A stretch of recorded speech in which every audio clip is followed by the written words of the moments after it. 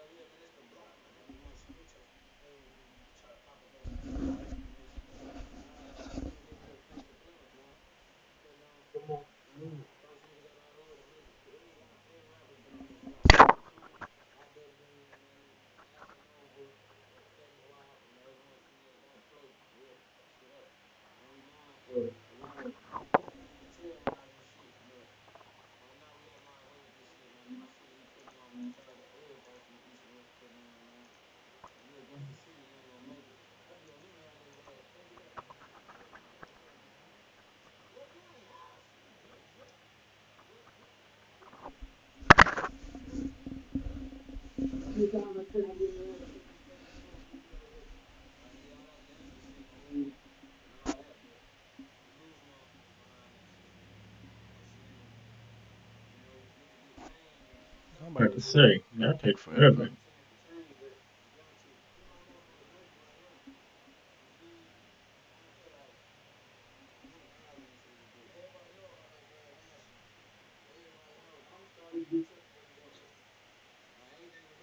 Again? What the hell?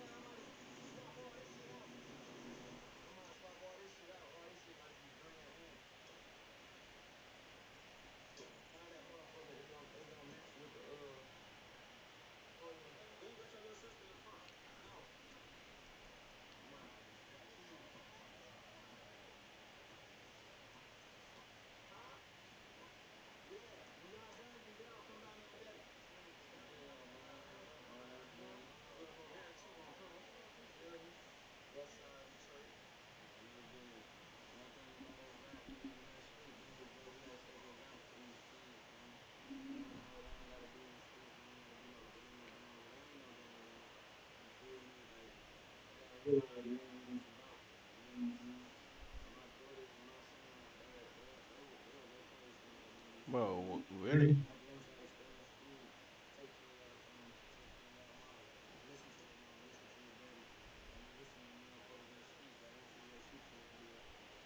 Good.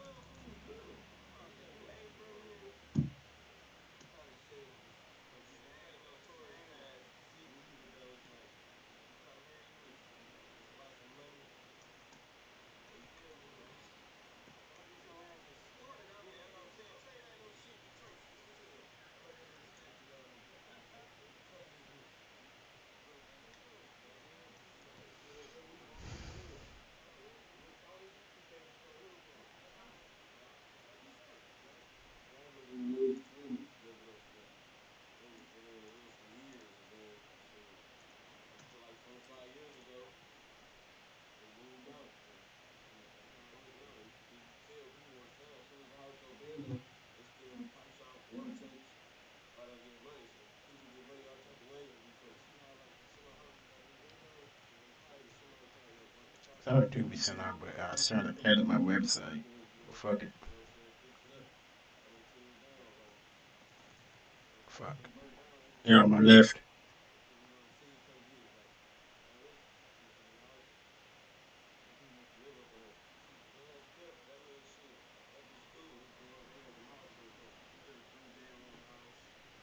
Yeah, I need to unlock all these characters.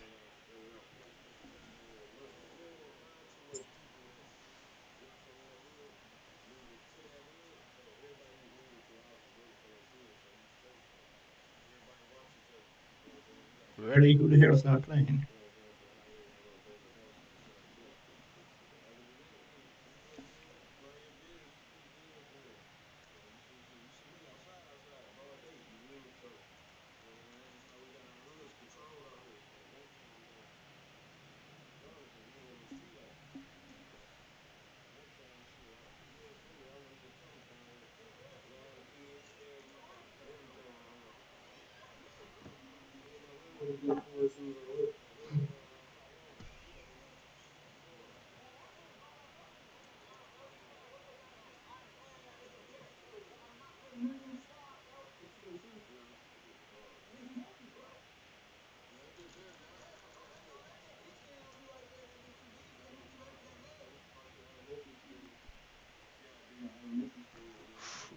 Damn it, I'm alright.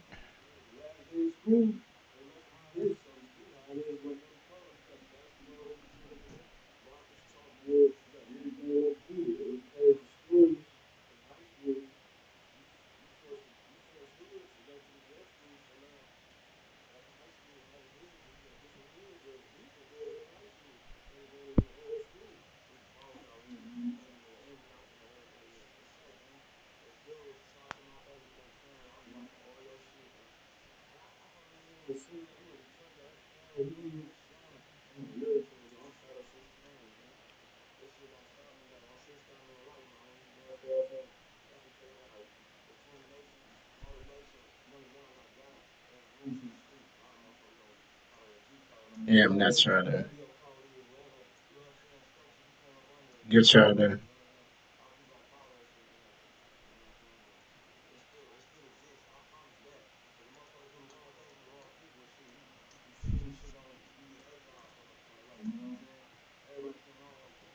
We should stay together.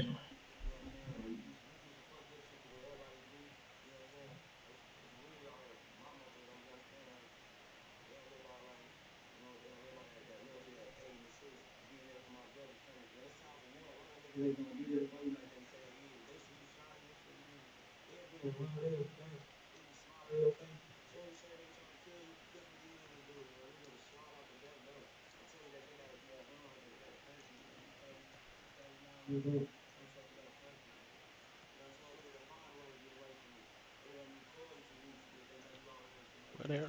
Oh, my bad.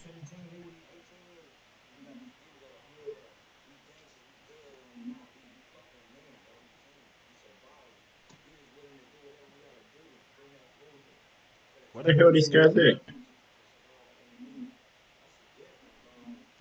Let's see if I can flank them.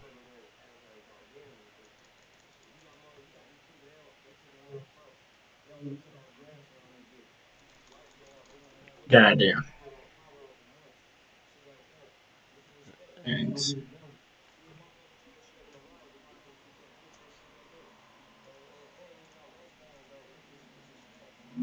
still trying to figure out how to use my abilities.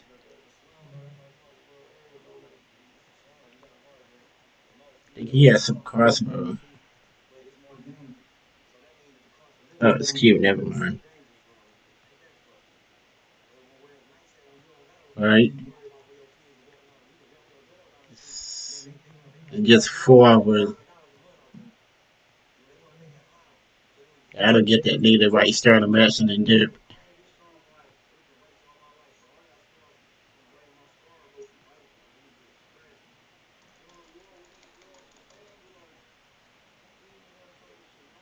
Ah, shit behind me.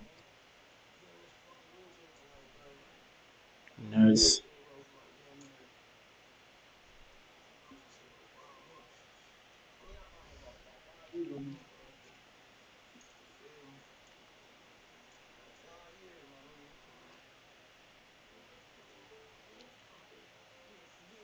How do I send friend requests so I can have the same team?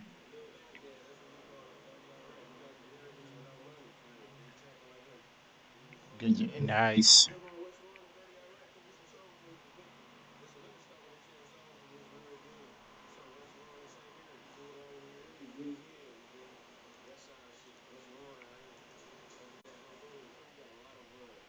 Alright, so I know that's to track people.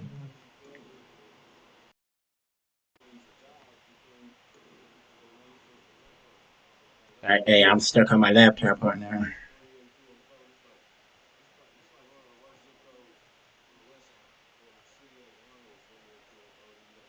That's right. Yeah, that's probably gonna be our next upgrade is an Alienware.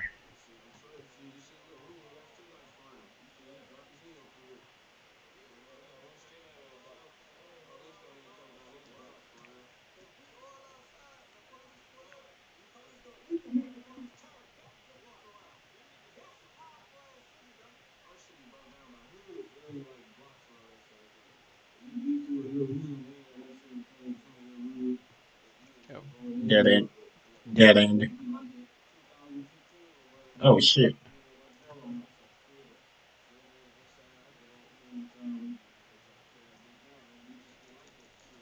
Right here.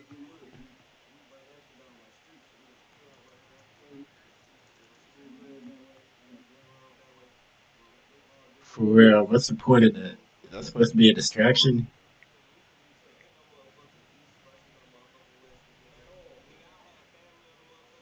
Right.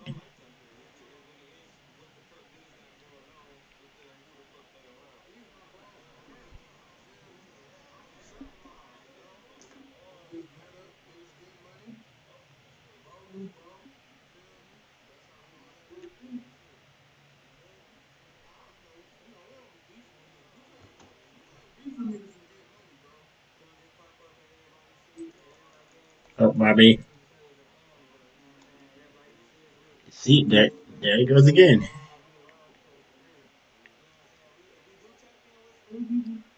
Oh, that's what it was.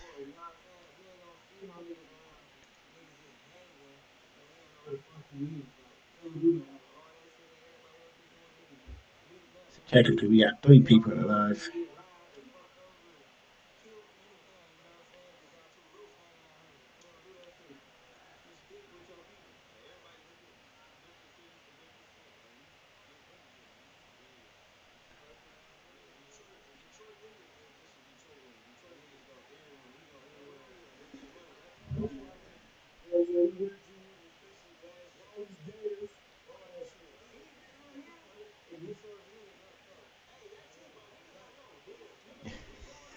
Nice.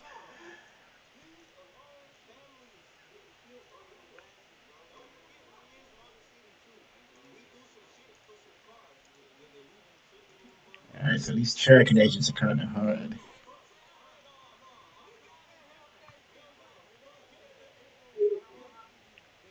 So I'm probably gonna fall back for a little bit.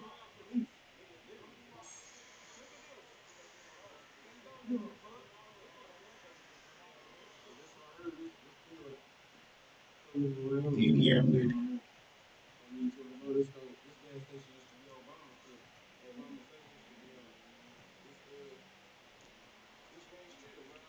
Look, right in front of me, he just blinded me. Or Omen. Let me step back. I'm blind right now.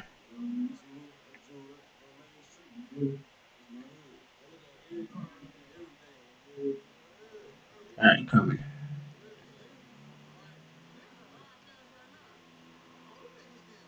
What the hell was that?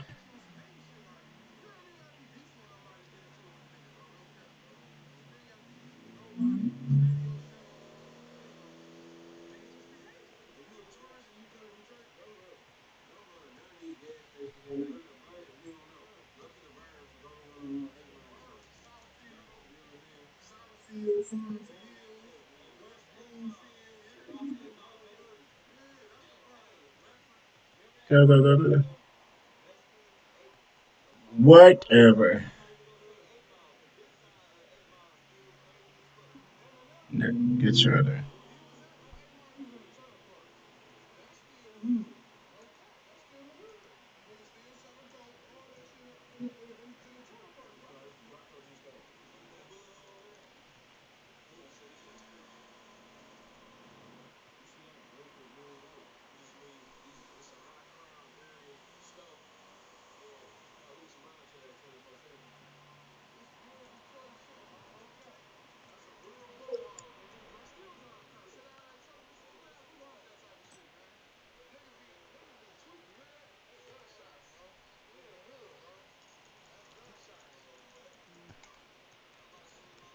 Yep. Caught my ass.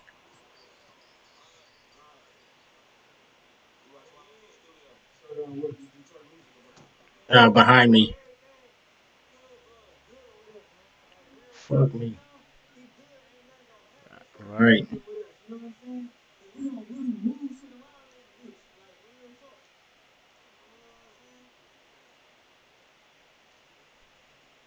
Damn, nice try there.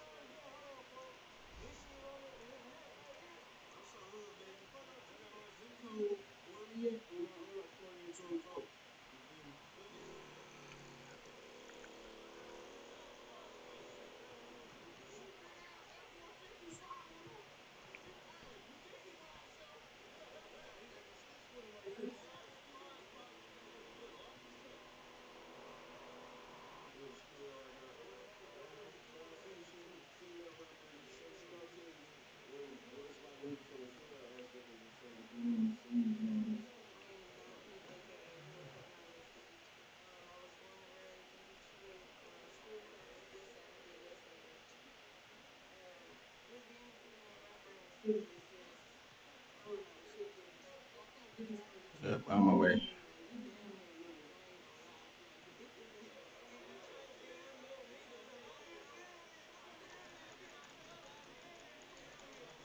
Yep, hit right in front. God damn. Why? That's just an easy kill.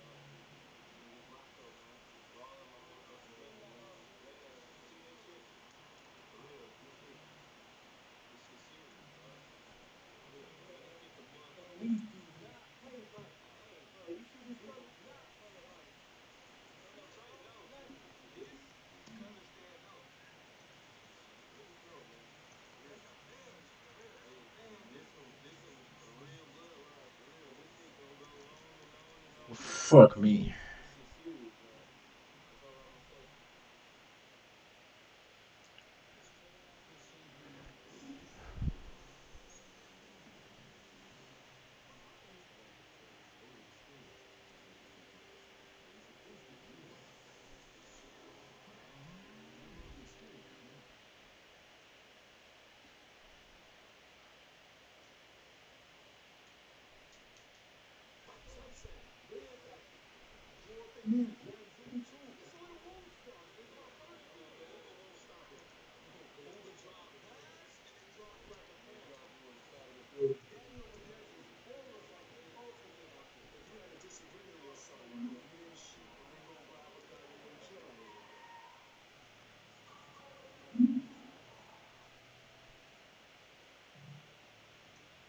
Yo, wait, hold on. Sorry, wait. Yeah, I don't think I have everything unlocked.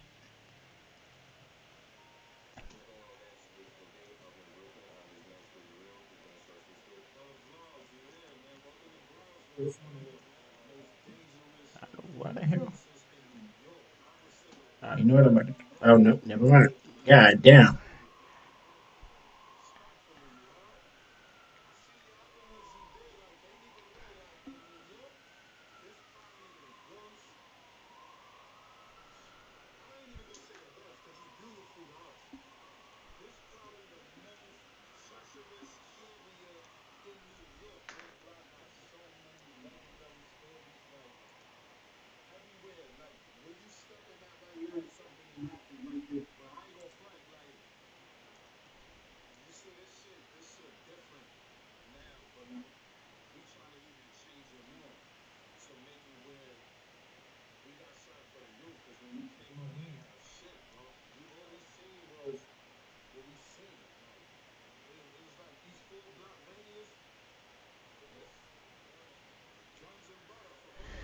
Right.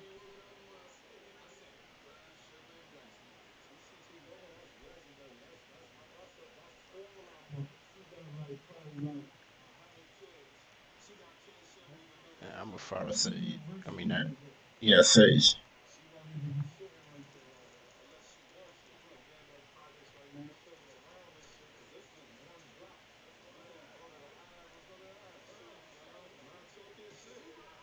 That shit coming. Go, go, go.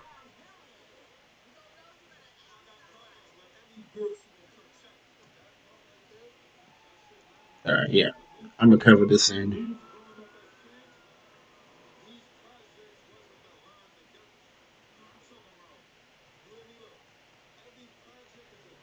Nice.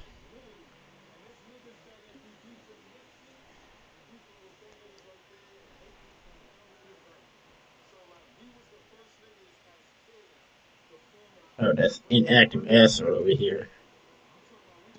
If we had an extra player,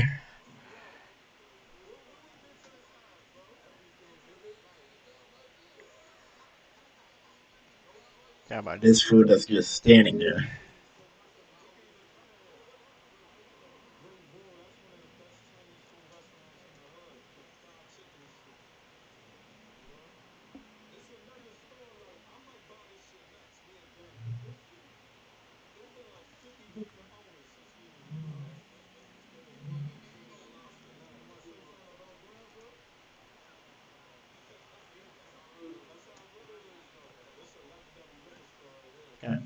Ah, shit.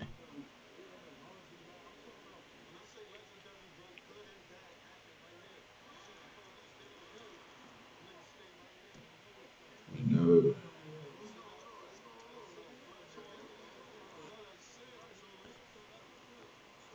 Oh, shit. Damn, it caught me when I was reloading.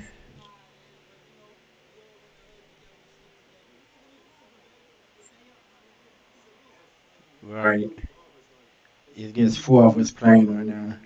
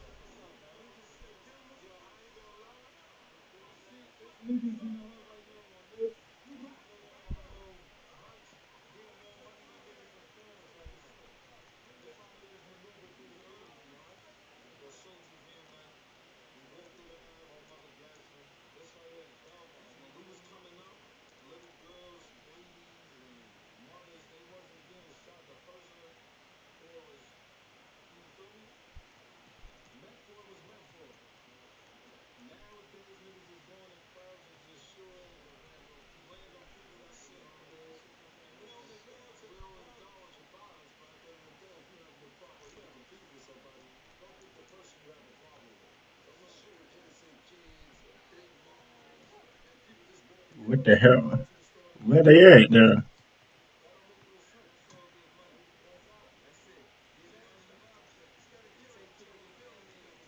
Oh, I'm down. Ooh, that's two.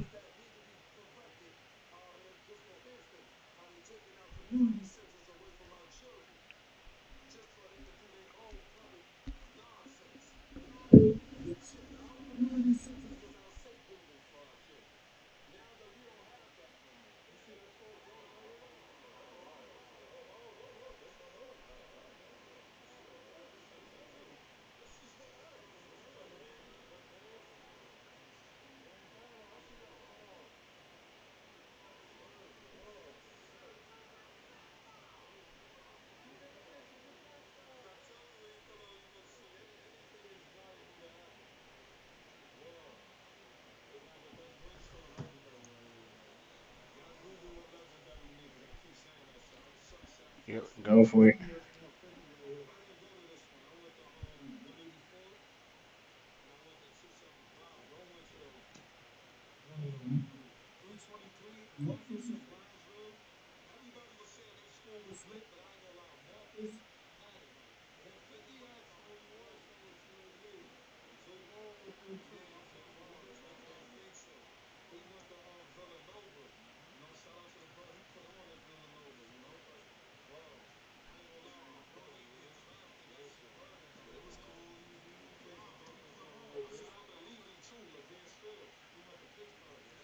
Oh, somebody behind me.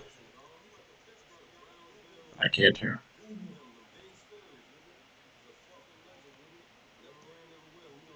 Where they at? Oh, got one foot.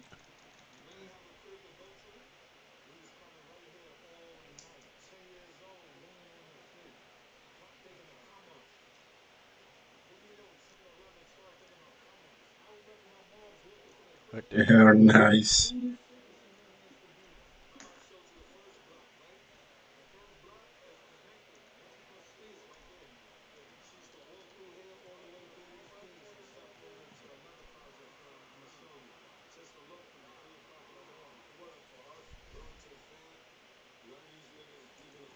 Um,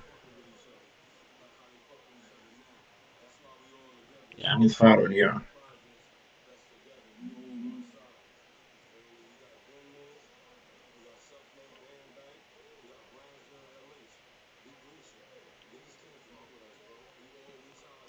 Here, let me see if this ball now. Nope, clear. Yep, we're clear for now.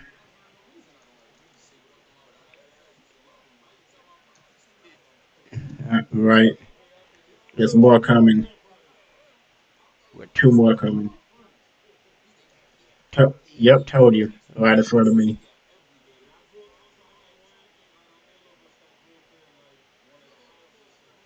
What the hell?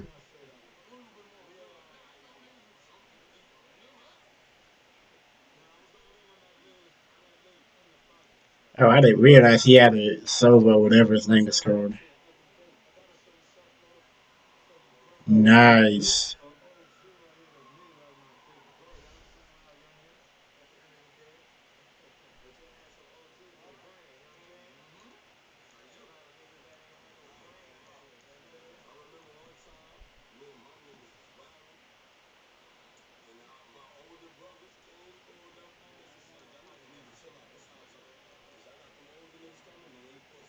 Hey, hey, hey. Nice. Alright. I'm supposed to be playing Scout Leader.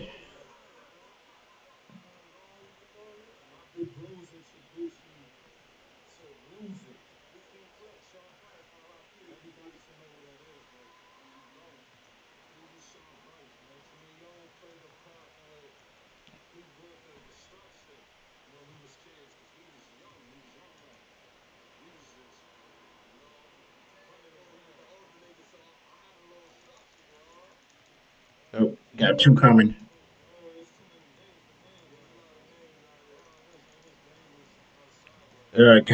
Caught me from behind. Well, we still won. And for real.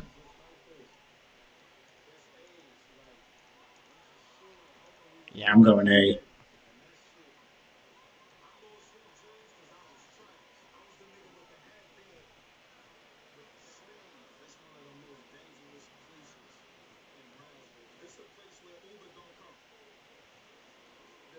Yep. Yeah, I run ahead.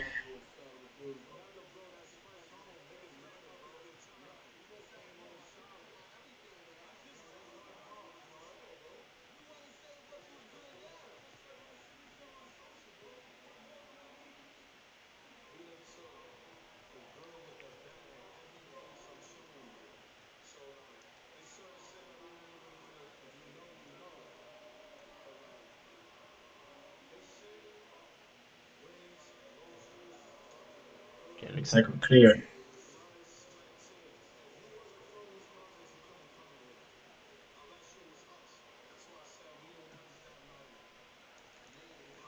Yep.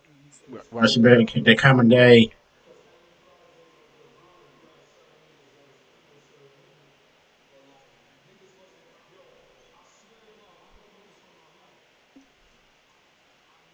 Nice. That was so sick.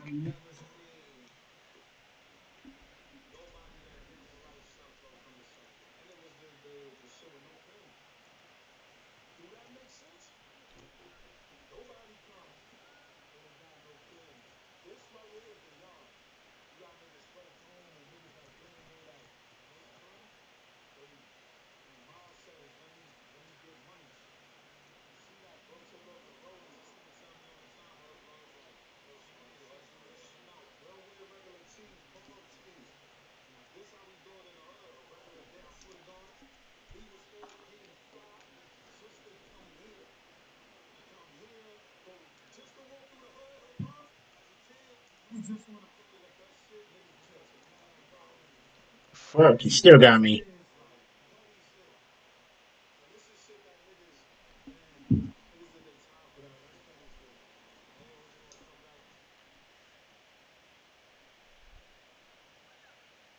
During the attack. Every esport boasts those filthy, frustrating forces of nature known as memes. It doesn't matter if you're a league scrub, are still playing Overwatch for some reason, or can't help but subject yourself to that sadomasochistic nightmare that is Dota. You've definitely encountered some dedicated, die-hard devotees who've literally spammed their way to success. That's it. And it's fucking like, he looks so focused on the wobble right now. Singularly minded masters who, at the risk of being hamstrung, say counters be damned, set out to learn everything there is to know about the character they're so hell-bent on hardlining, and make it their sole purpose to clap anyone and anything that stands in their way. Winning games with Ninja Prophet is probably the most enjoyable thing. I mean, it's become kind of a meme. People spam the Twitch chat about it, and slowly getting split pushed, and you can't do anything about it. You're just pushing out waves and waiting for your doom. Yeah, that's gonna be.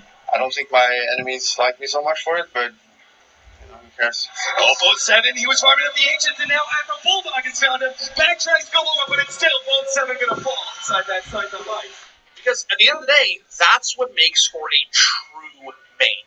Someone who can use one set of skills to overcome every obstacle that's shoved in their path. Someone whose conversance with a certain character is so they OP watching this. that they can find a solution to any problem. Firing the second take, really going to be there, Jonak. Oh man, this they takes just the start kill rushing right in the us. face of a Bastion. Finds a triple kill as Dino and Art also fall. Let's go ahead and make it four. They probably figured it out. Jonak. Let's go ahead and say it. Samsung's going to be dumping the bomb, trying to make it back. Behind me. Hits him in Right the by my face, body. and NYXL just take the point on the back of Jonak. But what if I told you that in the ever-growing esport that is Valorant, the most shining example of that wasn't a seasoned professional or some certifiably cracked up-and-comer? What if I told you that the game's most sought-after savant was actually an opera singer? It's a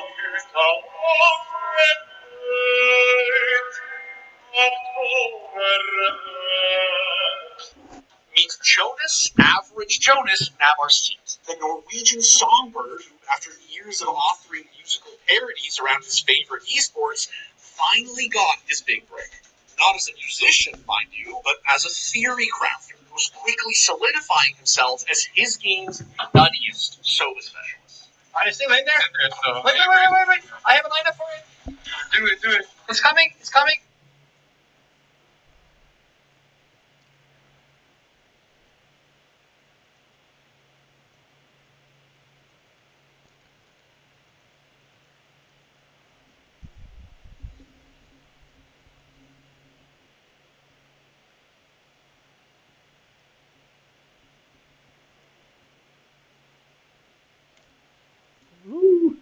Looks like they're rushing us again.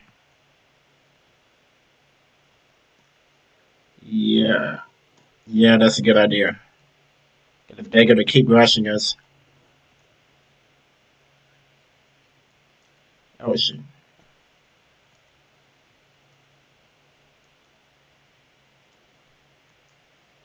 Ooh, fuck! Right in front of me.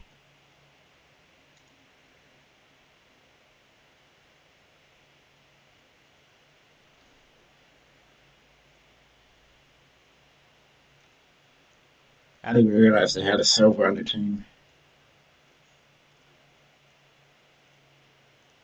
Right.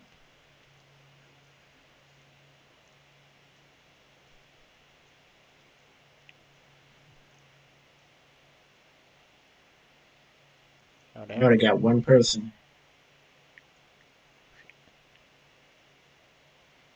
If y'all separate, he could pick you off one by one.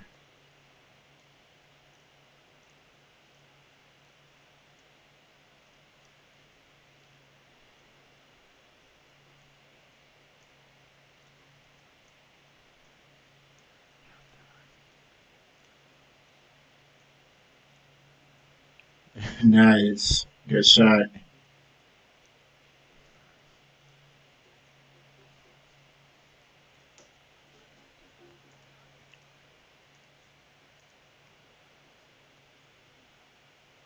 We got dirt.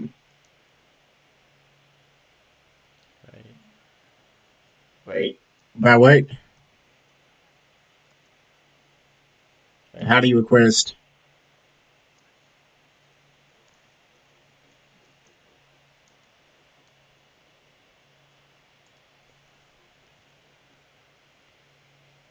Alright, let's go. Oh, one that what? Looks like they're rushing. Are they rushing us?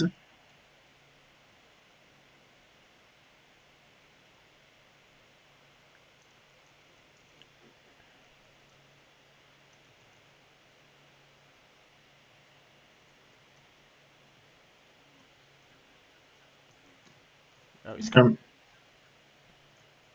But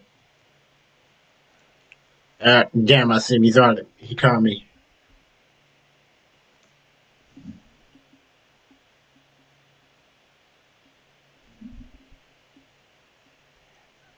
Yeah, nice try. You can't shoot two people at once.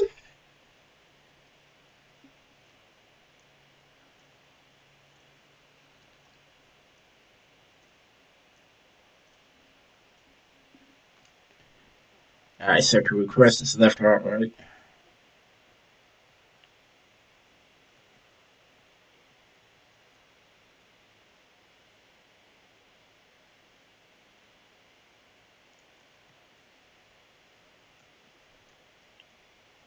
Ah, fuck. Fuck me.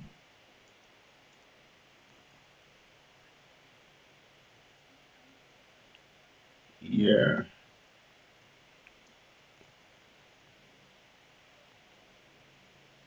Yep.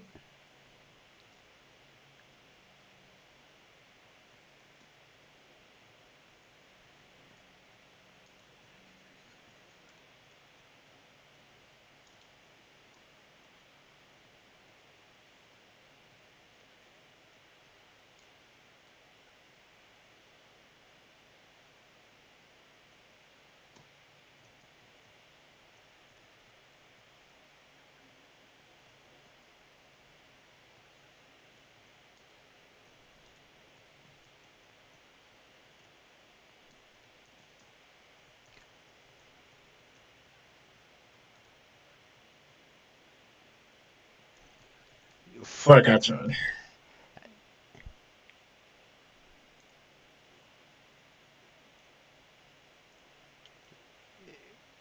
Nice. Good job, you guys. GG's. Right? Somebody send me a friend request.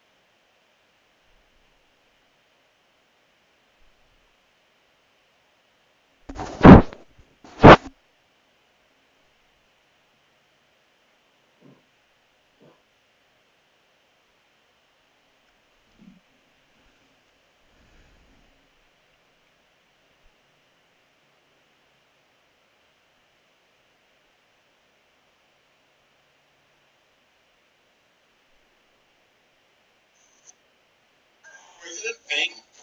Please. Dude, Jonas. So, how did Jonas go from belting out arias to slinging sonar arrows? What inspired him to start hunting down such insane lineups to begin with? And in what sense is he becoming a sort of celebrity in the Valorant community at large? Amazing darts, how sweet they sound. Oh yeah.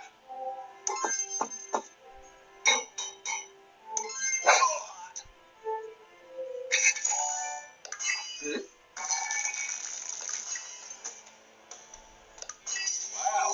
Yes.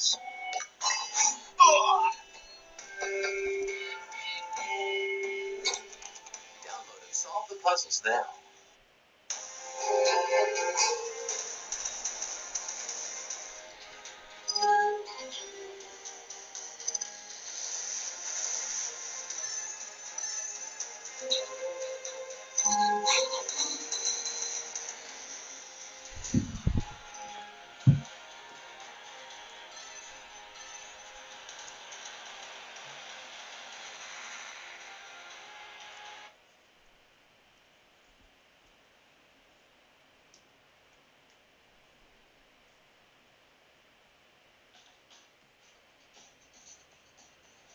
Okay, so as with a lot of Valorant's early adopters, Jonas hails from a background of, surprise, surprise, counter.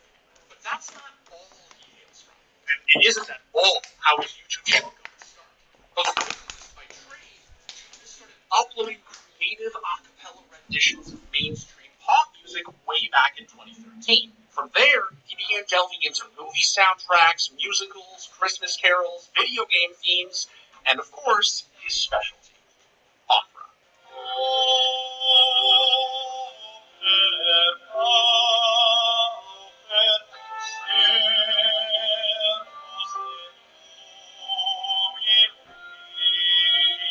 I started singing in a choir, and when I was singing in a choir, I always had a lot of fun doing all the other voices too. So like when I heard the soprano sing, I was like, wait, maybe I should try the soprano too.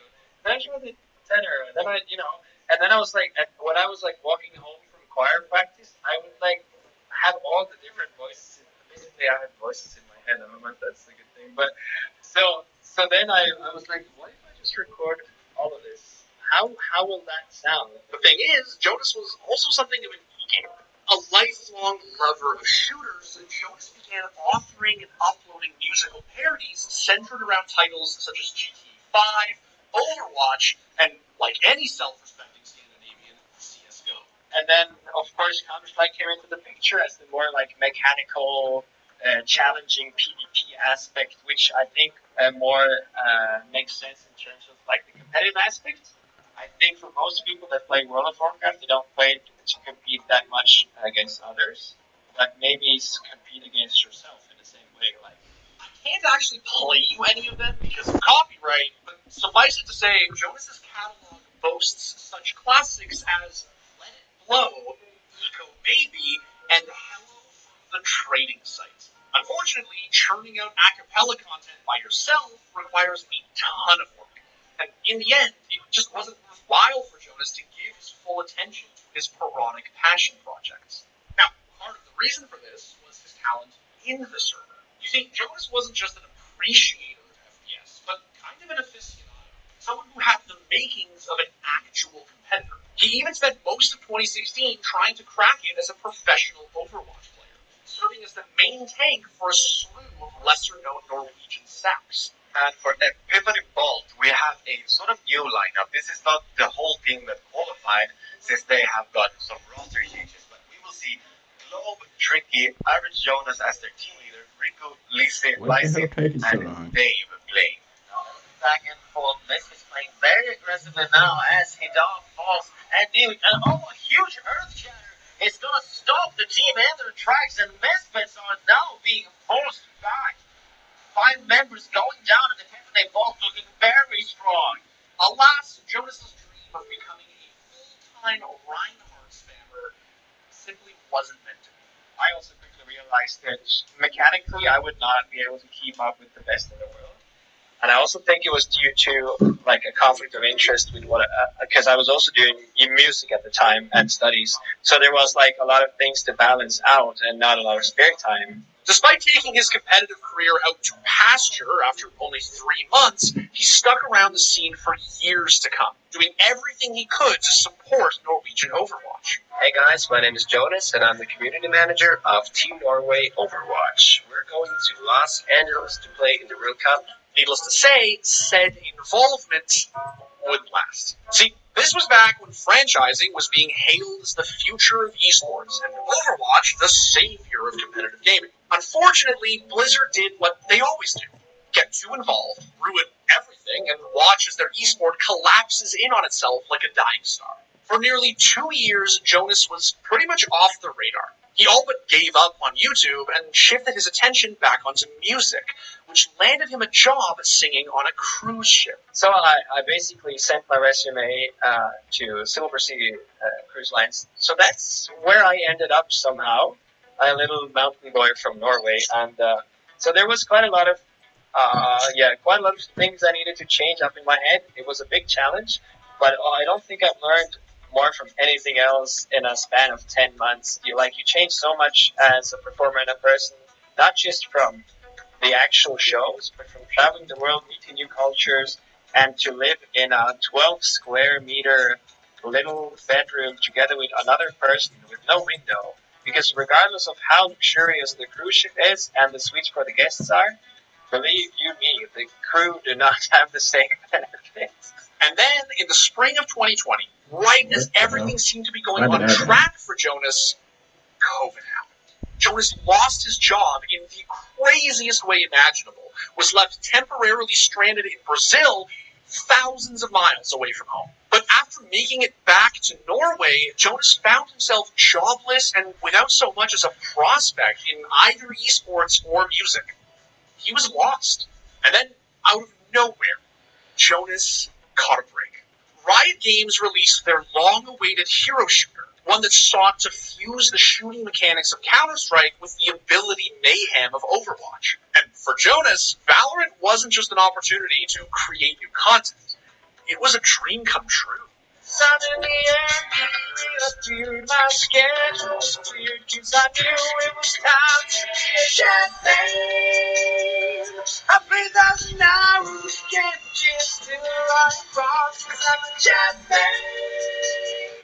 We want to keep our energy bill down, so no lights. Oh, that's what's cool. I found zero energy and they're simply flat. That means that your bill stays the same every month.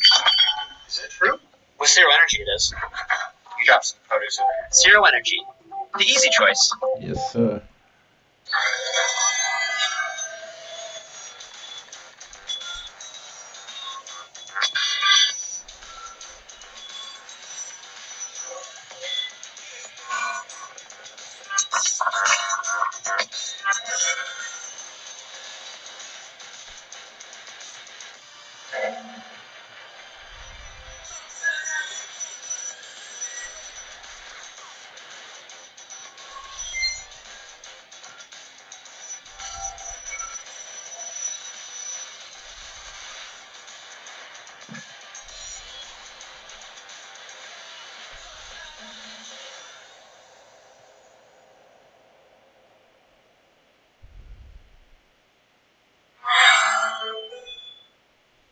Sure, Valorant offered Jonas a new stage to pursue his penchant for parody, but on top of that, it allowed him to pursue a new kind of content creation. See, having really gone the distance with Overwatch, Jonas was of a different breed than most of the purebred Counter-Strike converts who flooded Valorant's servers early on. He was a sucker for spells, especially those that rewarded resourcefulness and creativity, which, in Valorant, honestly, isn't actually that many. Okay, now, already, I know what you're going to say. Valorant's hero abilities make it 10 times more varied and sophisticated than CSGO. And, in a sense, you'd be correct. But that doesn't mean that it isn't a shitload more accessible. Now, to be clear, this isn't a bad thing. At all.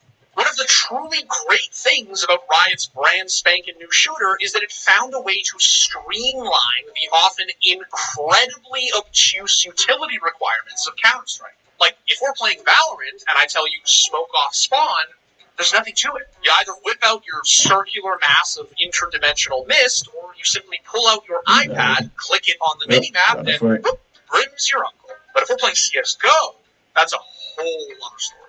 Let's say you've looked up where to throw the smoke grenade from. Have you lined it up using your crosshair in particular?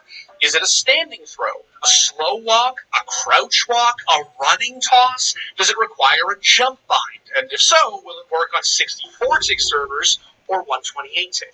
And that's just smokes. In Valorant, for instance, my boy Phoenix can execute an altogether perfect pop flash just by pressing a button. To pull off something like that in CS, you need to spend countless hours learning how to conduct a symphony orchestra with the damn thing. Anyway,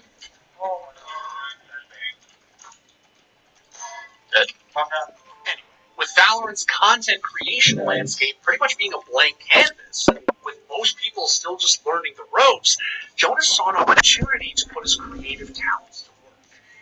And he saw it with one agent in particular. Wherever they run, I will find them.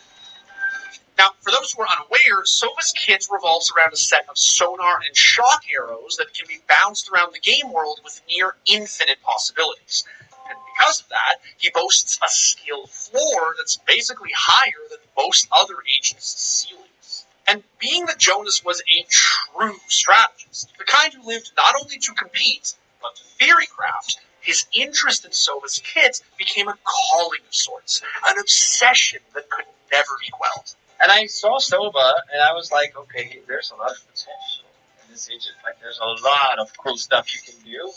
And I also could see that there's so much stuff that no one's done yet with Sova. But at the same time, it kind of frightened me, because I know how I work as, like, approaching any sort of knowledge, that if I choose Sova, I have to choose. Like, I can't just, like, casually play Sova now and then, and that's going to be fine. Within releasing his very own lineup videos, assembling a modest but fast-growing Twitch community, and cementing himself as the sort of mad scientist who was gleefully ripping servers apart with his 2 billion IQ arrows.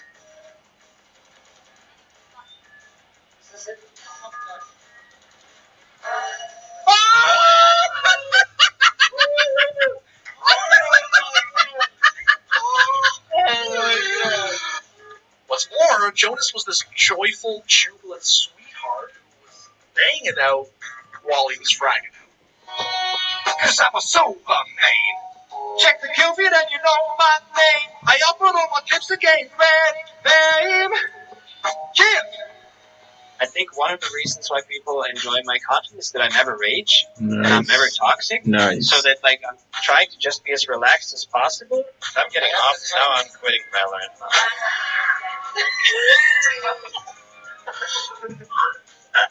One of the big advantages of being a quote-unquote boomer, like, you have traveled a lot, seen a lot, met a lot of people, learned a lot of different social interactions, and you can kind of use all this knowledge when you're teaching other people how to do a certain thing. Whether he was executing one of his signature double shock lineups. It's gonna look like this.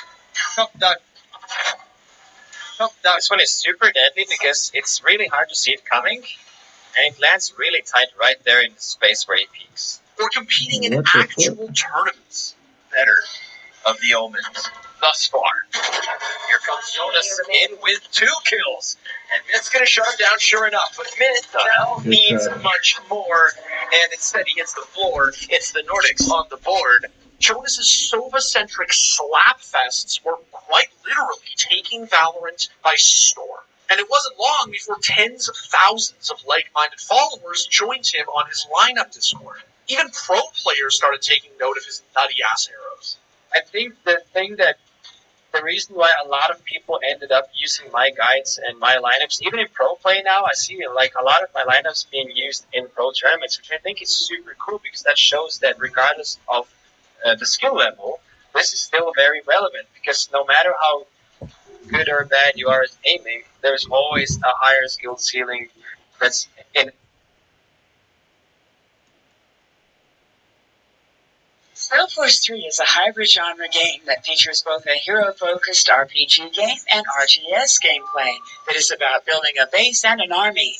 That might sound complex to control, especially on a controller, so we thought about giving you a short introduction to the controls with a controller in Spellforce 3. Command your hero and entire armies with a mere push of a button. A good view of the battlefield is the most important part for any general. In Spellforce 3, you can control the camera's position by moving the left stick on your controller to zoom in or ability usage. And as Jonas's strategy skyrocketed in popularity, so too did his stream. What's this tactic? Handing ahead. It's the Huckster! What? Where? He was even selected to be a color caster for Valorant's first major tournament, First Strike, where he was invited to inject a little bit of energy into more than just the play-by-play. Amazing stars, how sweet they sound when raining down from the sky. You plan to step in at the ground, and for that you deserve to die. And as if 2020 hadn't been life-changing enough for Jonas, in 2021 he was brought in as a full-time content creator for Team Liquid.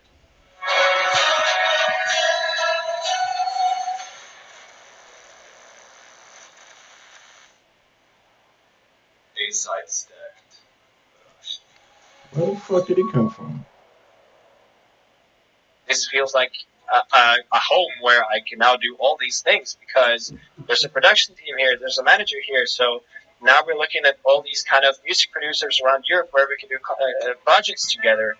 And the irony is that by not choosing to go full-time musician like I used to, I'll now probably get more exciting music gigs that I would never get from focusing on music in the first place, which is super ironic. From choir boy to opera singer to YouTuber to professional Overwatch player to Valorant's resident Sova specialist, Jonas boasts one of the craziest stories of any content creator in the whole of esports.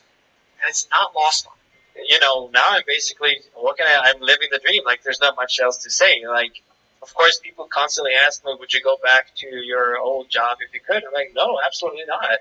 It's just that this is something that it's impossible to imagine yourself doing unless you're suddenly there. As you can see, Jonas' story is anything but run-of-the-mill. He had to become brilliant at a bunch of things and overcome a ton of adversity before he finally found his true home.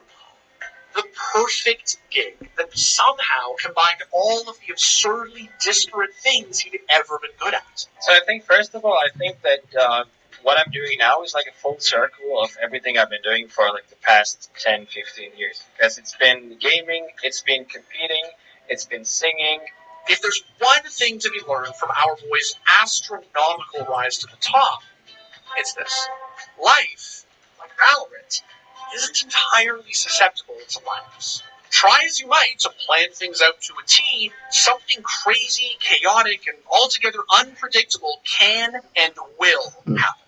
That's what makes tactical shooters so interesting. It's also what makes life so interesting. But it's Jonas' ability to be both a meticulous, painstakingly precise planner and someone who's proven that he can roll with the punches that's made him so damn successful. My pleasure.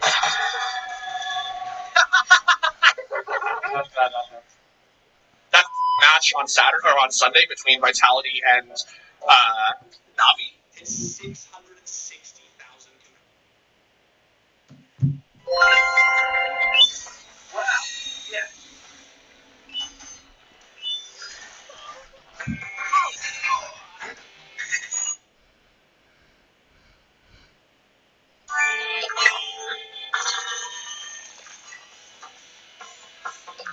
Wow. Yes. Alright, so if you've ever played played any sort of tactical shooter with an economy system, then chances are you know what it means to save your gun. When a round isn't necessarily going your way, sometimes players will opt to go run and hide so that they can keep their weapon for the following round. Typically, players will prioritize saving larger, more impactful weapons because they hold a higher value, which can lead to some pretty heroic clutches. And all you've got is a measly little pistol and a dream. Yeah. Oh, my God, excited, and he's gone away with you all. I'm starting to get nervous. Calling well above his years, clearing. Oh, no! You're an animal! You've done it, and I just can't believe it! But in the world of Valorant, one update back in 2020 changed all of this. In an effort to make the game more exciting, Riot altered the amount of money that players receive when they save. The hope was that it would encourage players to go for that sweet clutch and overall just make the game more exhilarating for spectators. But did it actually work as intended? Is saving worth it in Valorant? Well, today, we're going to find out.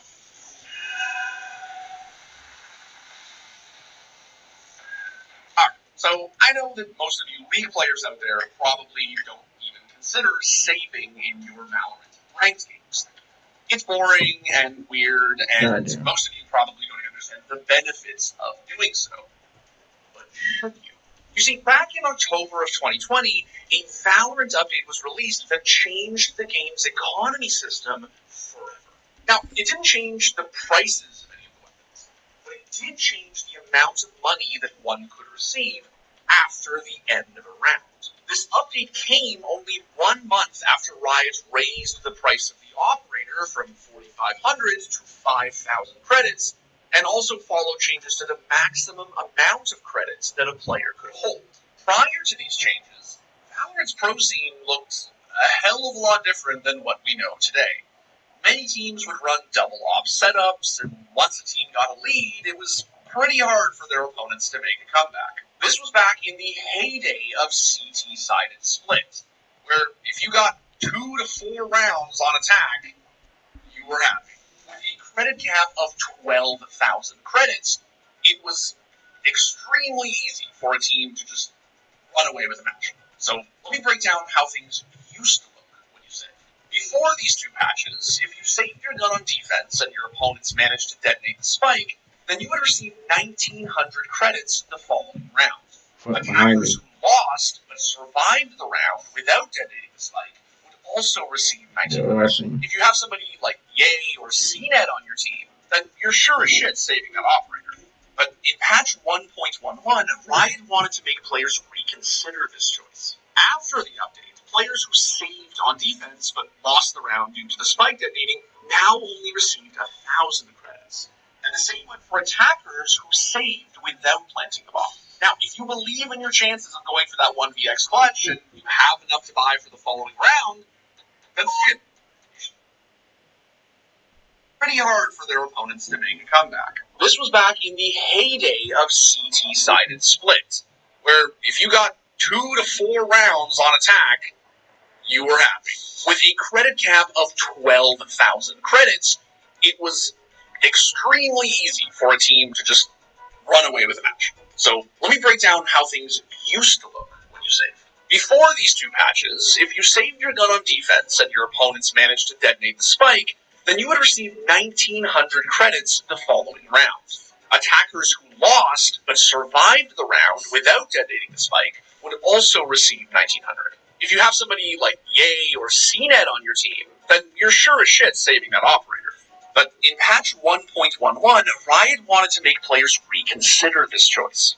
After the update, players who saved on defense but lost the round due to the spike detonating now only received 1,000 credits.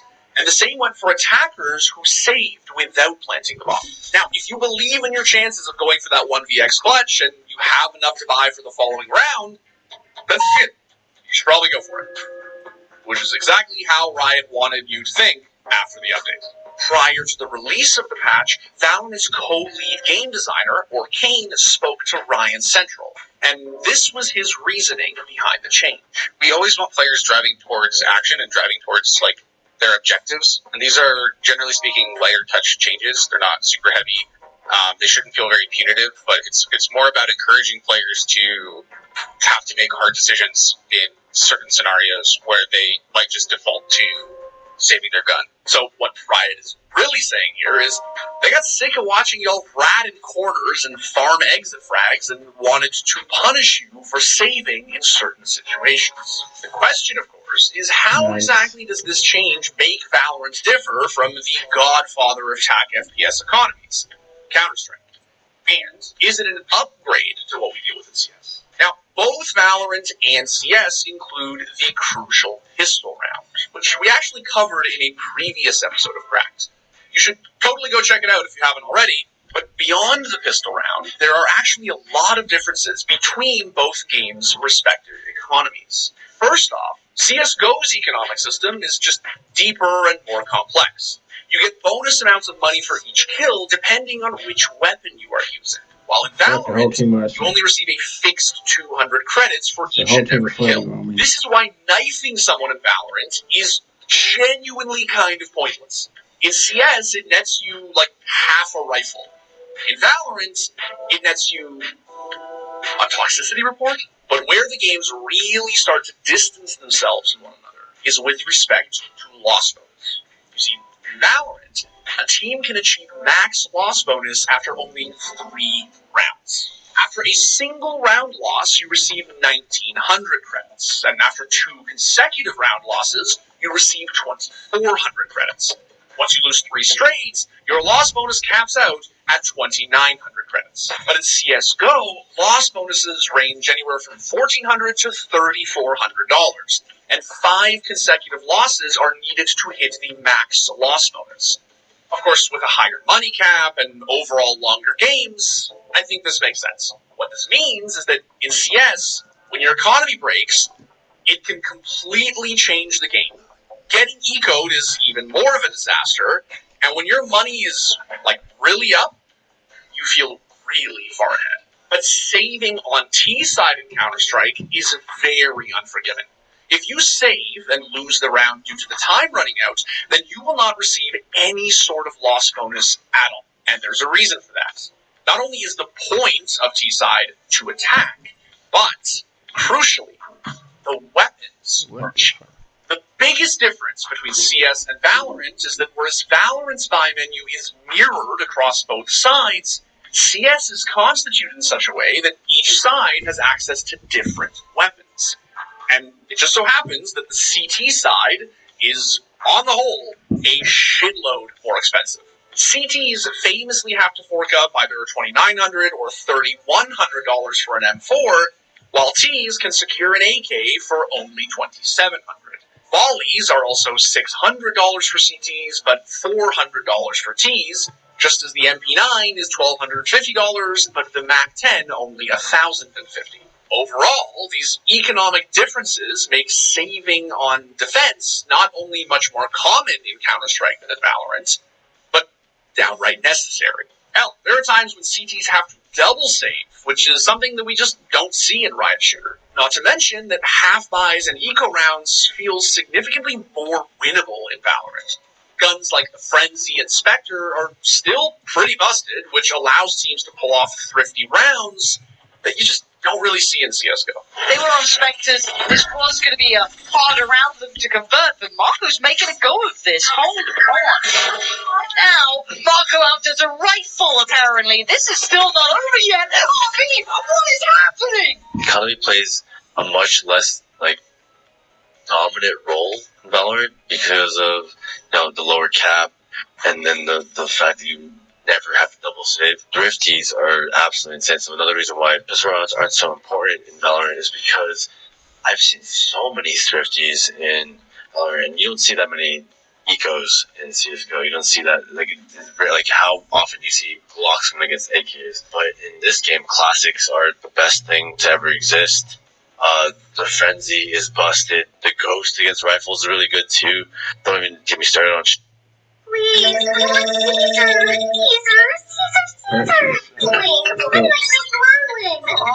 Merlin's super strong. If you get really, really young. Unless you're saving for an operator, Valorant players are essentially able to buy every other round, which does, in a sense, make the game more exciting to watch. Overall, we see fewer rounds where a team gets absolutely rolled because they only have pistols or SMGs, and hard economic resets just aren't nearly as common as they are in Counter-Strike. And in Valorant, hero rifles have proven to be extremely effective against full buys. Last year, Run It Back, a Valorant analytics and news site, posted some stats regarding the success rate of teams who purchased a single rifle. Now, I'll be honest, this post features a lot of numbers, and it's kind of hard to look at because it's Valorant. So I figured there's nobody better tasked to break it down for us than my boy Colton. Sorry, dude. And now, the guy who actually knows what he's talking about. Sorry. What do you mean? I've written tons of code to do statistical analysis just for fun, so this is... Oh, God. I really am a turbo dork, aren't I? I guess we'll just break these numbers down, one section at a time. First, where did they come from? That would be courtesy Demars DeRover, an analyst for NRG with a history of collating statistical data from the internet. The data on more than 3,000 rounds of pro play comes from Run It Back GG and their 2D replay feature, which is actually super neat. You should go check it out. It goes without saying that Demars is a pretty smart guy. So even though I haven't seen all the raw data for myself, I think we're in pretty safe hands here. So without further ado, let's take a look at the graphs. Demars broke the different buy options into 7 categories. If you want to see the most popular buy options and their corresponding win rates in each category, they're all in the graphic, so definitely check that out if you want some more depth on each of these. Each round in these statistics is against a team with a full buy, at least 5 Vandals or Phantoms, and optional Operators or Odins. From the attacking side, we see a pretty steady increase in win rate as you give the attackers more firepower. That seems pretty obvious. What is very interesting is that we get dangerously close to a 50% win rate with only 2 primary rifles, and hit that mark before we actually get to a full buy. One thing I've seen mentioned on Reddit and Twitter with this data is the use of agent abilities, especially ultimates helping to influence this number, which certainly holds a lot of merit. But Dimitri's going to talk more about that later. I think it also underscores just how useful guns like the Spectre and Sheriff can really be in the right hands, even against rifles.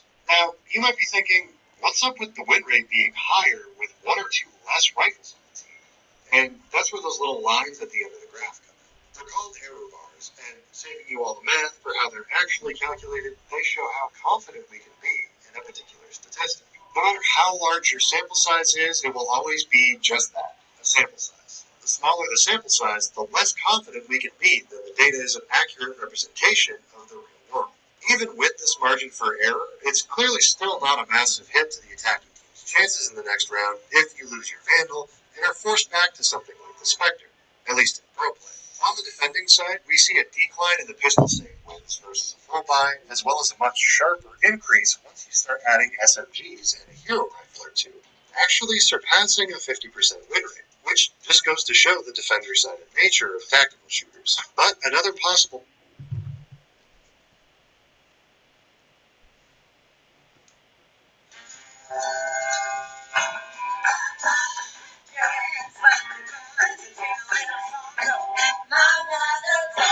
Premium seating for the whole family without dropping major dining. Big appetite, little flash, and lots of inspection. There's a flame. We made this to light up, raising daughter with grace.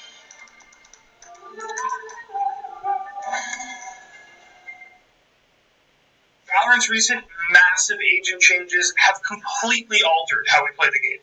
The VCT playoffs in NA are upon us, and pro teams are playing a ton of Omen, still mixing in Astra and Viper, and yes, the Stim Daddy himself, Brimstone, is finally in the competitive meta. But what does that mean for your ranked games? Let me break it down for you. Fuck. Okay, so before we get into the video, I gotta tell you, there's a bit of a cult of Brimstone here at the Scoring Sports. Even our biggest Valorant haters, like Dimitri, can't get enough of the guy. So if you're looking for some more Brim Daddy content, make sure you subscribe to the channel, scroll down, and like the video. So you don't miss the day that I write Brimstone fan fiction or something. So, as many of you already know, a few weeks ago, Riot Games announced one of the biggest patches in Valorant's young history. Which, if you missed it, my boy over on Cracked, Niall, fully broke down for you. There is a lot to talk about. Astra finally got nerfed, the Yoru rework is here, and it seems as though Brim and Omen might be making a return to the meta. Oh, and did I mention that Icebox basically got fully reworked? Well, let's get into the patch notes. Now, included in this announcement was sweeping changes to the game's controller agents or smokes agents. They nerfed the shit out of Astra and Viper, while also meaningfully buffing both Brimstone and Omen. They made Brimstone's smokes fall much faster and added a very important movement speed buff to his stim beacon. And with Omen, they made everything he does faster. The smokes travel at light speed, and his teleport is much quicker as well. And now, with a full weekend of Valorant Champions Tour Challenger matches under our belt, and a couple weeks of soul-sucking ranked games, I think it's safe to say that the game is much different after this patch. And I'm talking both at the pro level and when I'm just queuing after work with my coworkers here at the school. Now, before we get into exactly how the game has changed, let's go back to before that patch, 4.04, came out. Astra was simply the most broken controller, and in my opinion, agent, in the entire game. She could stop an entire rush from across the map, and was picked in almost every pro match. To try and sneak their way through, and on the other side is Sova. He's blocking him on the eye! He's got him over again! He's using these cosmic divides to ridiculous effect! Sentinels can do absolutely nothing, and it's left on to Shazam. Although he finds two, there will be no more. And I think it's fair to say Avova is the king of the cosmic divide. Even if you were watching your favorite high-ranked streamer, you think people would sort of mix it up and ranked. But no, almost every game had an Astra in it. She was just that good. I mean, seriously, we made a video about it literally yesterday. And let's just say, people weren't happy with it. I hate Astra. The world would be in peace if they just removed Astra from the video game.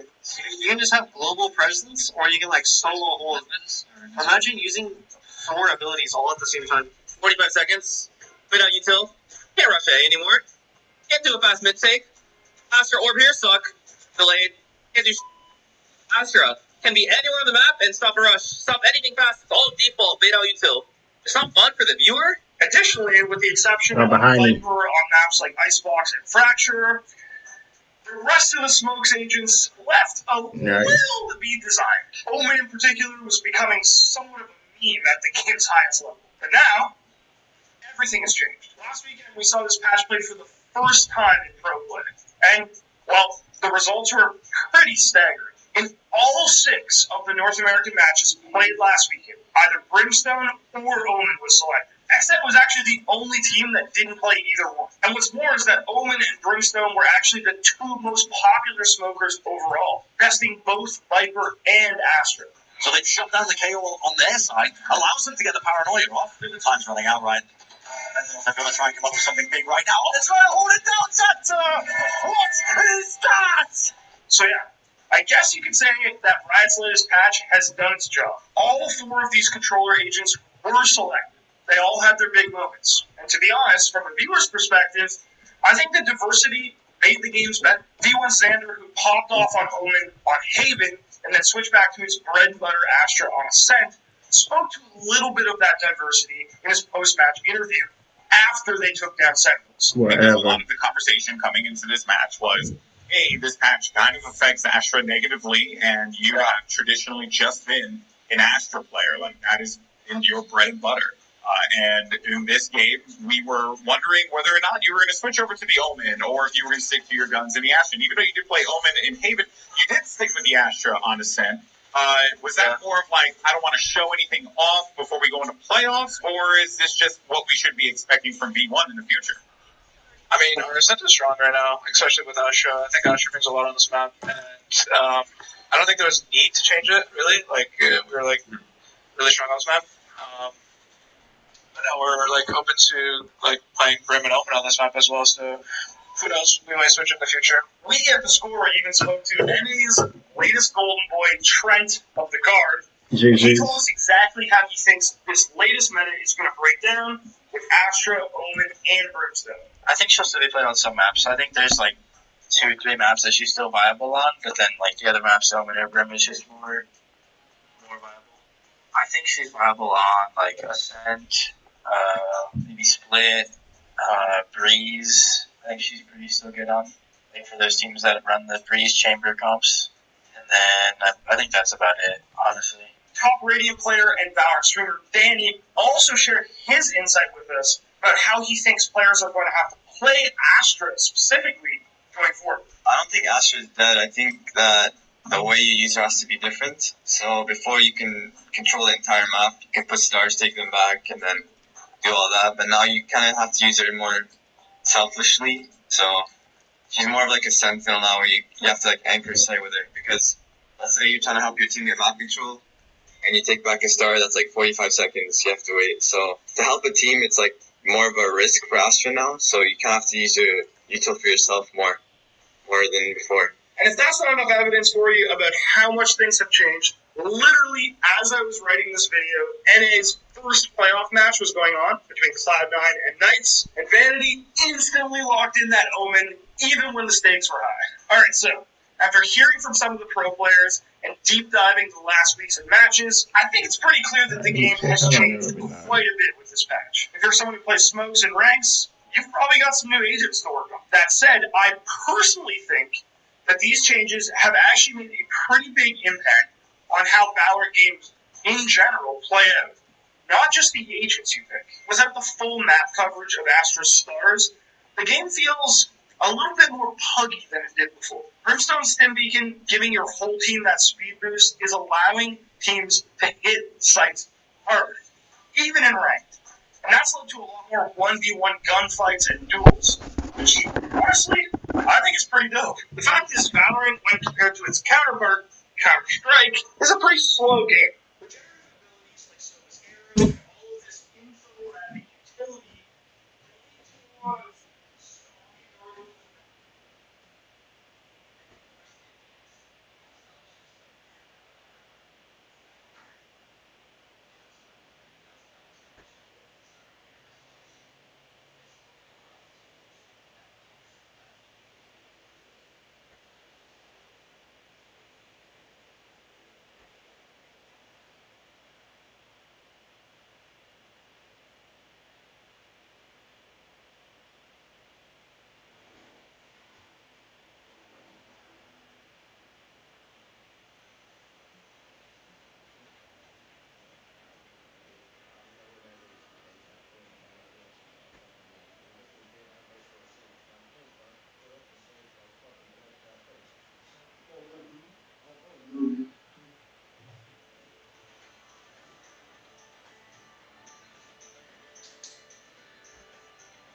And waiting until you find the perfect spot and then hitting. So now that Grim Daddy himself is swinging at your whole team so that you can fire rush into a site and take some fights. I recommend you get a little bit more fun, at least for now. I'll also note that on maps like Ryan and Ascent, it can feel almost suffocating trying to tap the sides of runners. Not to mention squeezing the steel really, really works out for some teams. All this said, I think the game has improved a lot since the nerfs in 2019. It's clear to me that Riot is prepared to take a heavy handed approach to balance, which is probably a good thing given that we got no more agents coming down the pipe. The true test of this new meta, though, will be these next 2 weekends, where all of NA's best will be competing for just 2 slots at Masters. I'm personally rooting for the guards to finish out their Cinderella run. I want to see guys like Trent and Sinclair compete all in internationally after all the highlights we've seen this year.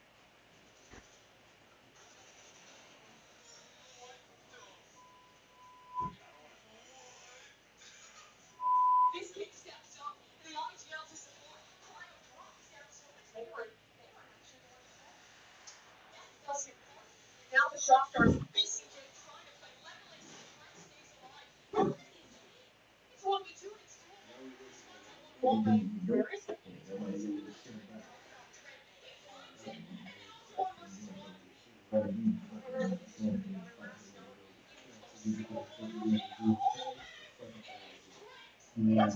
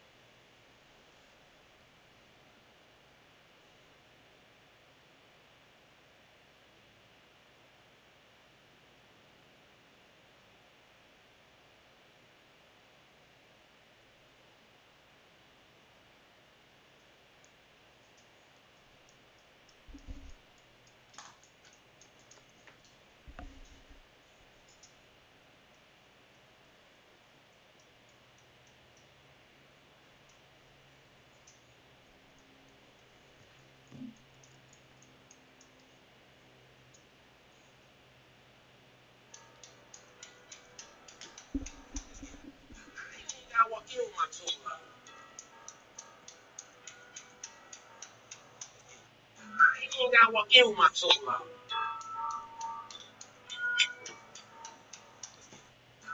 Ingawa eu, Matsulla.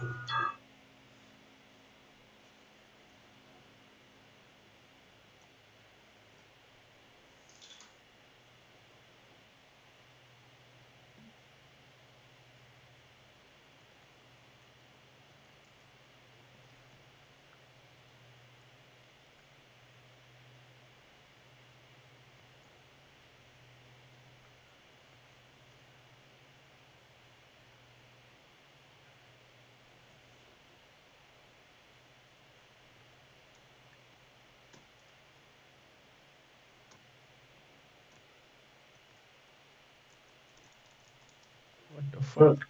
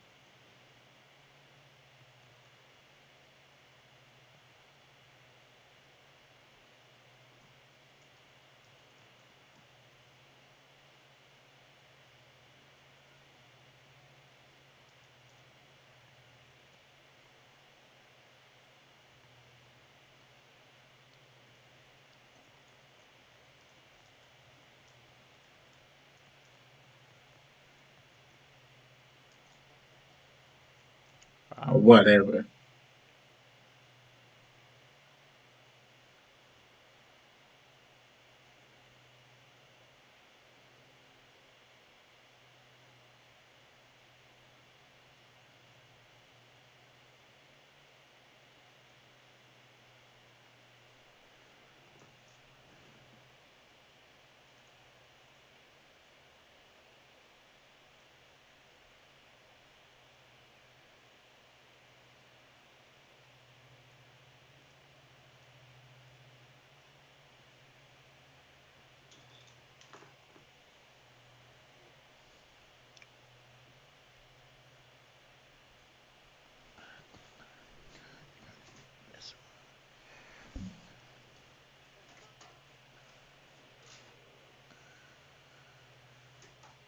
On this way. Here we go.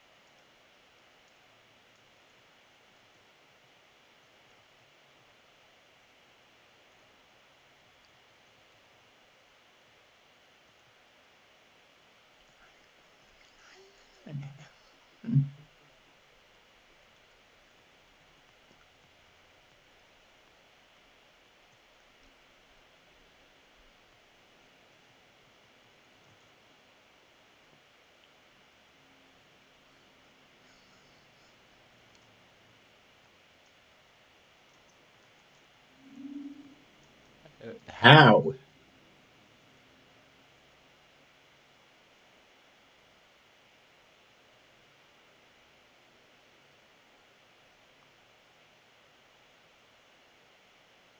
Nice shot.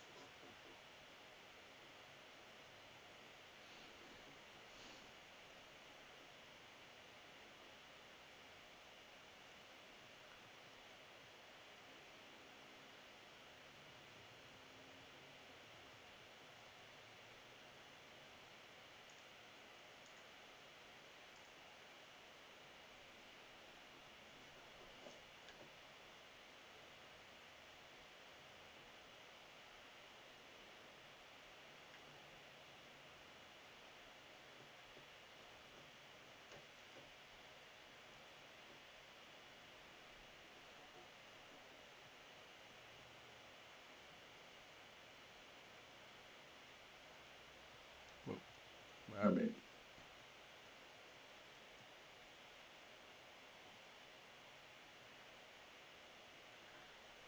How the hell is everybody?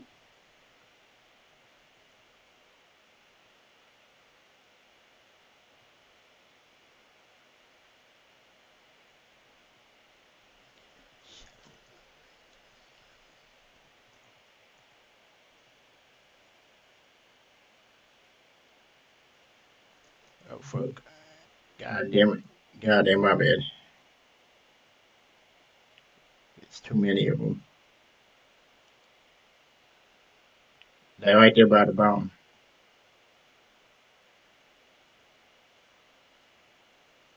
Yeah, I'm gonna try to.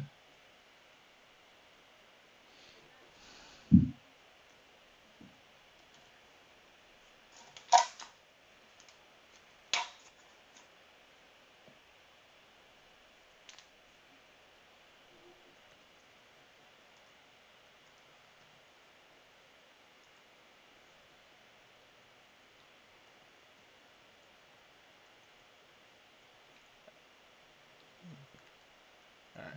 I just need to learn how to use his abilities. I'm going to B. I mean A.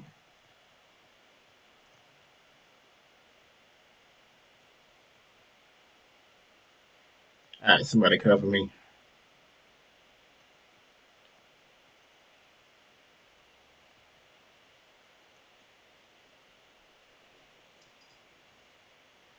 Are we clear?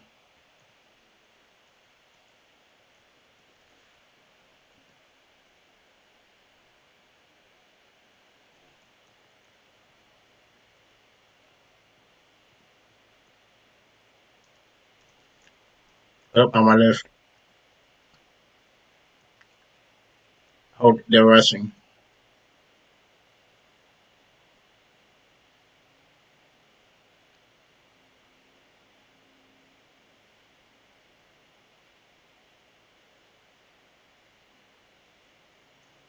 Ah, nice one.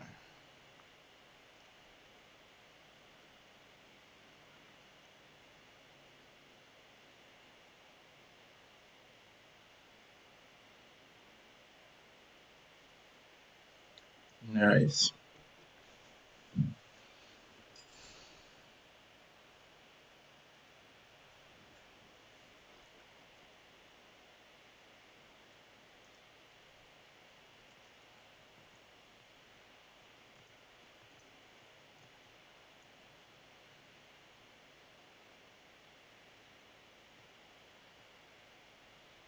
They nerfed pretty much every damn thing.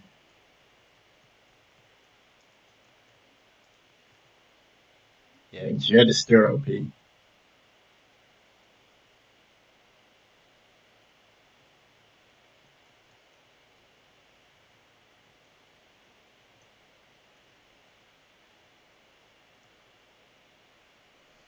Oh fuck.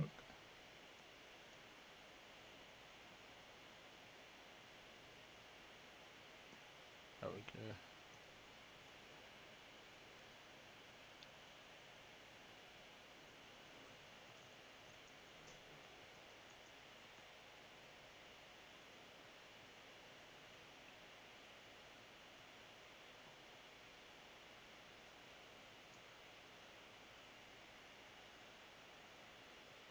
Alright, good job.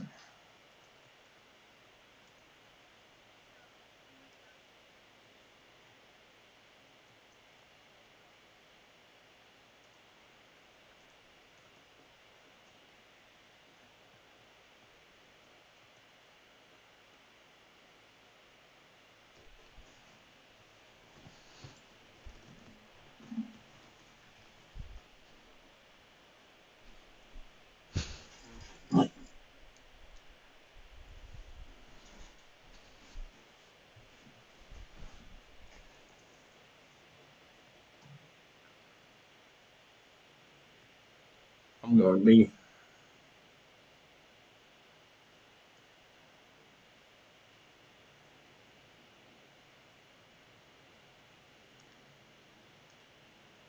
Holy shit. Whatever. Somebody get the ball.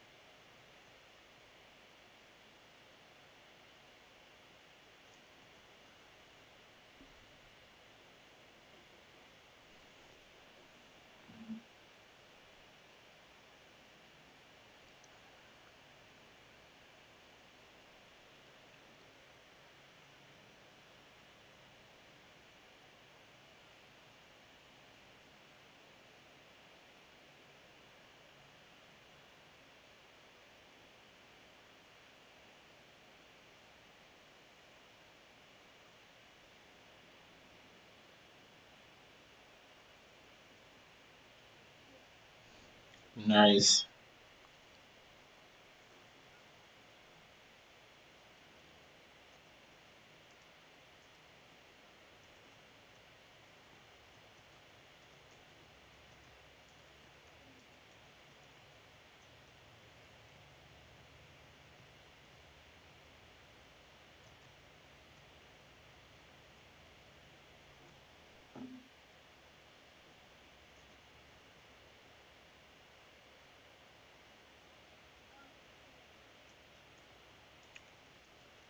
I'll take it. Sure, I'll take it.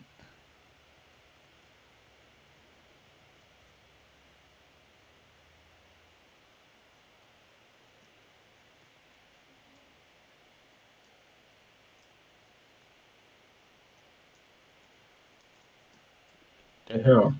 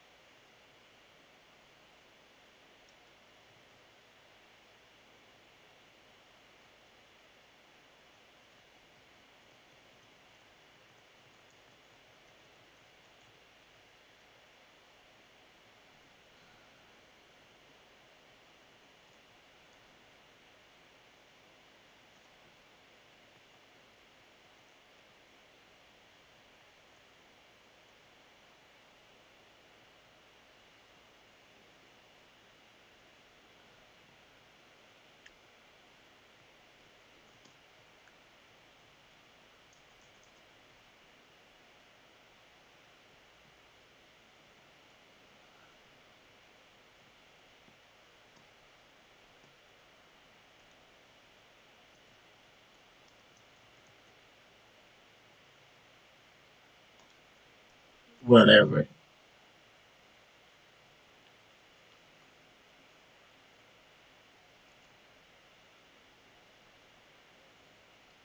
I had to get better at aiming.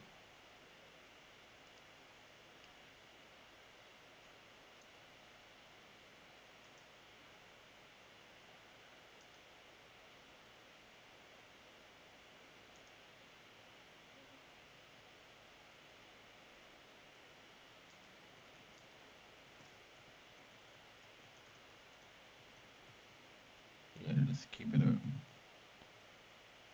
Yeah, I'll take it.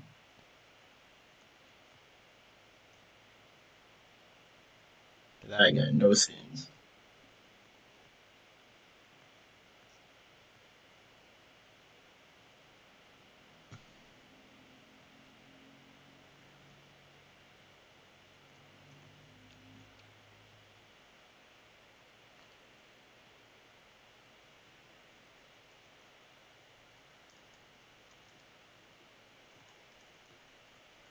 God damn, right in front of me.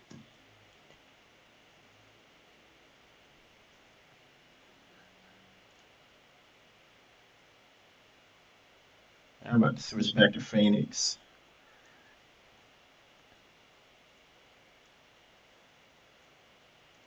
Sova, you ass.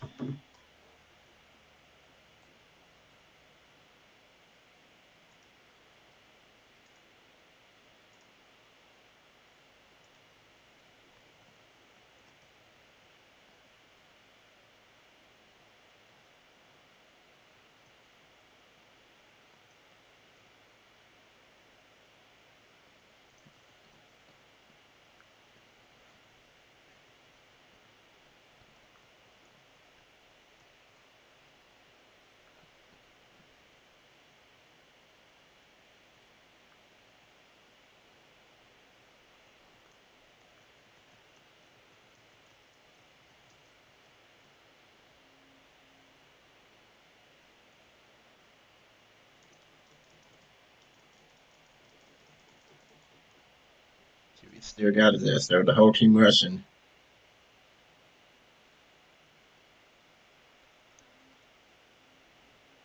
Can't shoot three people at once.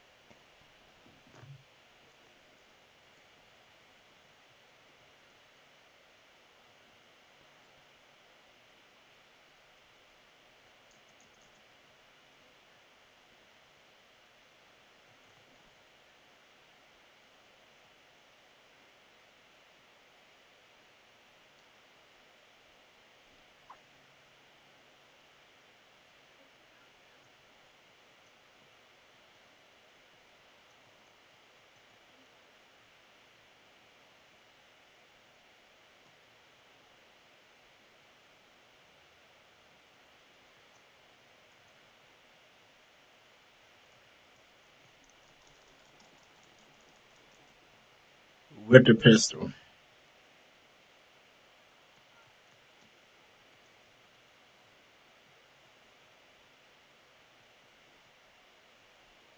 Wait, where everybody go?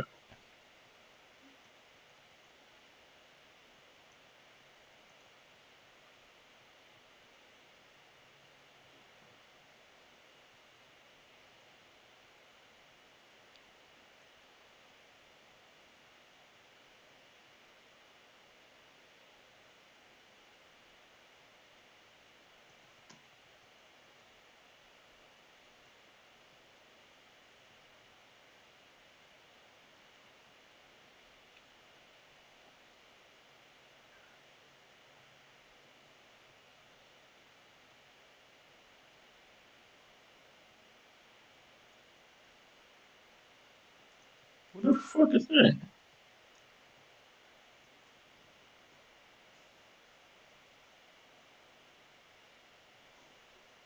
Wait, who won?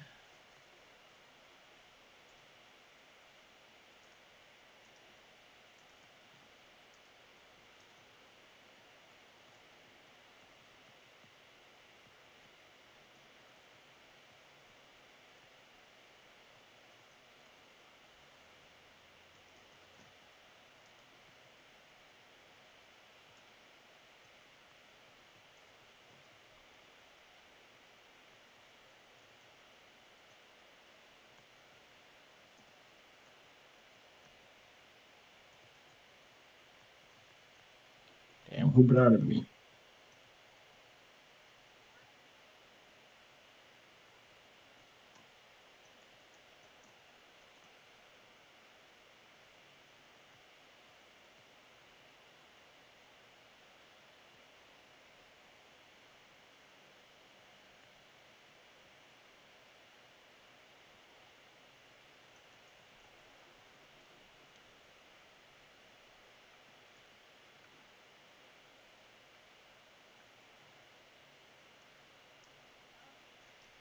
Ah, damn, behind me.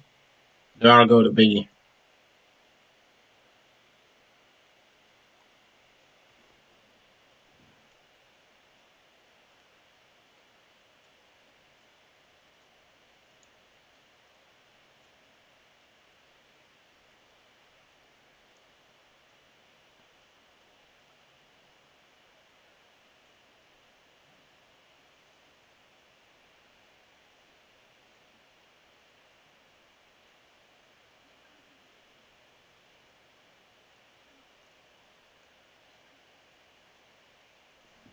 Yeah, just kill him.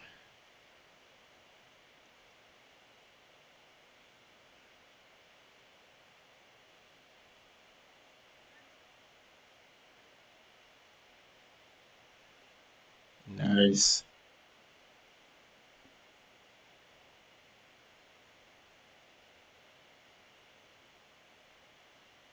Ooh, that was close. Not for real. That was a close.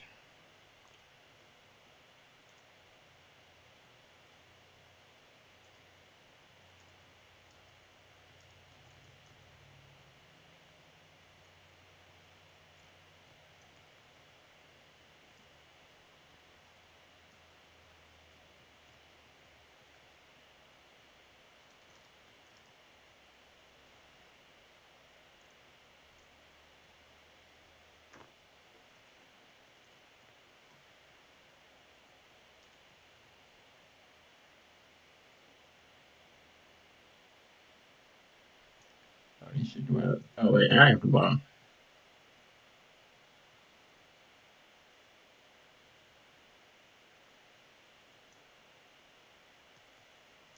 Up top.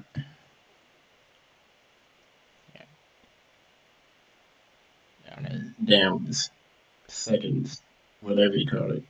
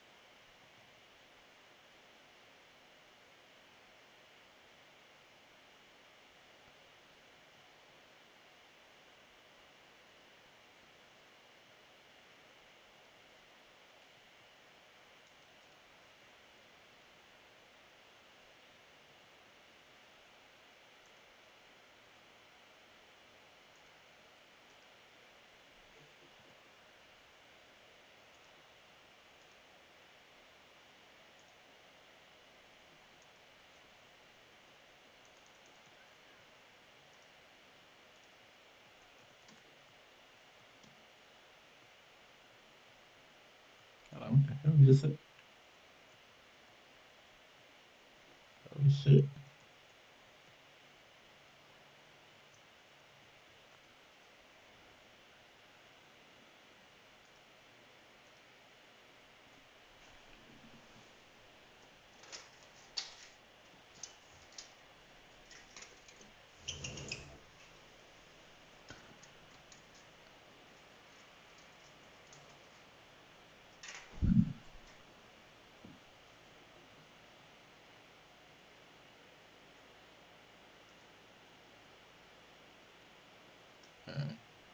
Alright.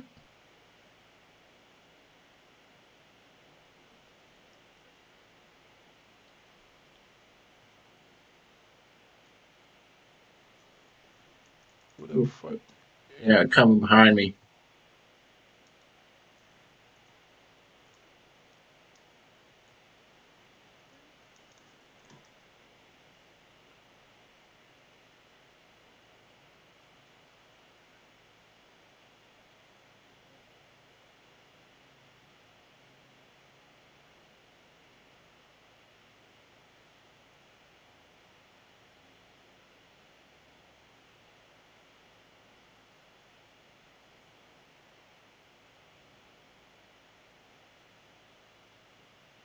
Yeah, nice try.